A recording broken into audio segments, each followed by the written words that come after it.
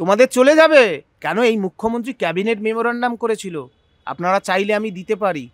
সেই ক্যাবিনেট মেমোরান্ডামে বলা আছে কারা ইন প্যানেল কারা আউট প্যানেল। তাহলে এসব করেছে কেন? তোমাদেরকে চাকরি খেয়ে নেবে বলে। তোমাদের চাকরি চলে গেলে দেখো, আমি আবারও বলি, আমার যারা প্যানেল এক্সপায়ার হওয়ার পর, আমি আপনাকে খুব সচেতনভাবে বলি, আমার অনেক বন্ধুবান্ধব আছে যারা প্যানেল এক্সপায়ার হওয়ার পর নিয়োগ পেয়েছেন, যাদের 500 টাকা দেওয়ারও ক্ষমতা ছিল না। এখন কথা হচ্ছে এই দায়িত্ব তাদের না, কিন্তু জাতাকলে পড়ে তাদের চাকরিটা চলে গেলে আপনি বুম ধরে বলবেন এই অযোগ্য শিক্ষক, তাই তো?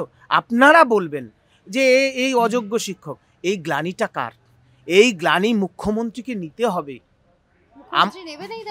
মুখ্যমন্ত্রীকে নিতে হবে। আমি বলছি যে বোর্ড, এসএসসি এবং রাজ্য সরকার, এই যে সুপ্রিম কোর্ট লিখে বলেছে যে এই চাকরি চুরির দায় 3 জনকে নিতে হবে, রাজ্য সরকারকেই চাকরি ফেরাতে হবে, এসএসসি 2016 প্যানেলকে। এই 3টে বডির মাথায় কে? মুখ্যমন্ত্রী। ক্যাবিনেট মেমোরান্ডামে কে ছিল? আলো করে চেয়ারে একটা সবাই লাইন দিয়ে বসেছে, এক সিঙ্গেল চেয়ারে কে বসেছিল? মুখ্যমন্ত্রী। রাজ্যের মুখ্যমন্ত্রীর নাম কি? মমতা ব্যানার্জি। 2016 সালে মুখ্যমন্ত্রীর নাম কি ছিল? মমতা ব্যানার্জি। 2018-19 সালে মুখ্যমন্ত্রীর নাম কি ছিল? মমতা ব্যানার্জি। ক্যাবিনেট মেমোরান্ডাম যখন হয়েছিল মুখ্যমন্ত্রীর নাম কি ছিল? মমতা ব্যানার্জি। এই অ্যাকাউন্টেবিলিটি কার? মুখ্যমন্ত্রীর। সুতরাং মুখ্যমন্ত্রীকে এই দায় নিতে হবে। আর যাতে কেউ সুবল সোরেন, সন্তোষ, প্রশান্ত না হয়, মুখ্যমন্ত্রীকে ভাবতে হবে।